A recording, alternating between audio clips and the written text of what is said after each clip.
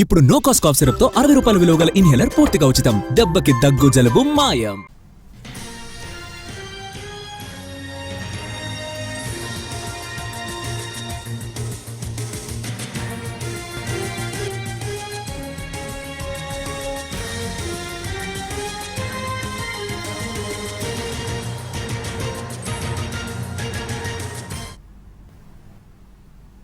Telangana cabinet సమావేశం కొనసాగుతోంది. Assembly సమావేశాలు, జీహెచ్ఎంసీ, ఎంపీటీసీ, జెడ్పీటీసీ ఎన్నికలపై చర్చిస్తున్నట్టు సమాచారం.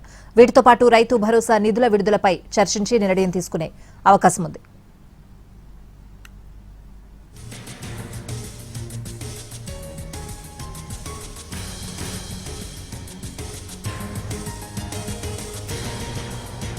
తెలంగాణ కేబినెట్ సమావేశం కొనసాగుతోంది. అసెంబ్లీ సమావేశాలు, జీహెచ్ఎంసీ, ఎంపీటీసీ, జెడ్పీటీసీ ఎన్నికలపై చర్చిస్తున్నట్లు సమాచారం. పూర్తి అప్డేట్స్ అడిగి తెలుసుకుందాం. మా ప్రతినిధి సుధీర్ లైవ్ లో ఉన్నారు. సుధీర్, ముఖ్యమంత్రి రేవంత్ రెడ్డి అధ్యక్షతన కేబినెట్ సమావేశం ప్రారంభమైంది. సుమారుగా గంట సమయం కావస్తుంది.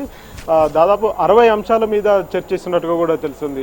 కీలకమైన అంశాలు ఇందులో చర్చకు వచ్చే అవకాశం ఉన్నట్టుగా కూడా తెలుస్తుంది. ముఖ్యంగా రైతులకు కావచ్చు, అదేవిధంగా ఉద్యోగులకు సంబంధించిన అంశాలు చాలా కీలకంగా ఉన్నాయి. ఉద్యోగులకు సంబంధించి రాష్ట్ర ప్రభుత్వ ఉద్యోగులకు సంబంధించిన డిఏతో పాటుగా ఇటీవలనే ఒక డిఏను ప్రకటించడం జరిగింది. ఆ తర్వాత ఉద్యోగులకు సంబంధించిన కొత్త హెల్త్ స్కీమ్ ఒకటి ఉంది. ఆ హెల్త్ స్కీమ్కి సంబంధించి కూడా ఈరోజు క్యాబినెట్లో చర్చించే అవకాశాలు అయితే కనిపిస్తున్నాయి. క్యాబినెట్లో ఈ అంశం ఎజెండాకు పెట్టడం జరిగింది. సుమారు 60 అంశాలు ఎజెండాలో ఉన్నట్టుగా కూడా తెలుస్తుంది. చాలా అంటే జాతర తర్వాత, మేడారం జాతర కంటే ముందు జరిగిన క్యాబినెట్ ఏదైతే ఉందో ఆ క్యాబినెట్ తర్వాత మళ్ళీ ఇప్పుడు క్యాబినెట్ సమావేశం సుమారుగా నెల రోజుల తర్వాత జరుగుతున్న ఈ క్యాబినెట్ సమావేశంలో చాలా కీలక అంశాలు చర్చకు వచ్చే అవకాశం ఉన్నట్టు కూడా తెలుస్తుంది. ఈ ప్రజాప్రభుత్వం ఏర్పడి 28వ సమావేశం ఇది. 28 సమావేశాల్లో జరిగిన నిర్ణయాలు ఏవైతే ఉన్నాయో ఆ నిర్ణయాల్లో ఏవేవి అమల్లో ఉన్నాయి, ఏవి పెండింగ్ లో ఉన్నాయి అనే విషయానికి సంబంధించి కూడా ఆ 28 మిగతా 27 సమావేశాలకు సంబంధించిన ఎజెండా కాపీలు అందులో పూర్తి అయినాయి.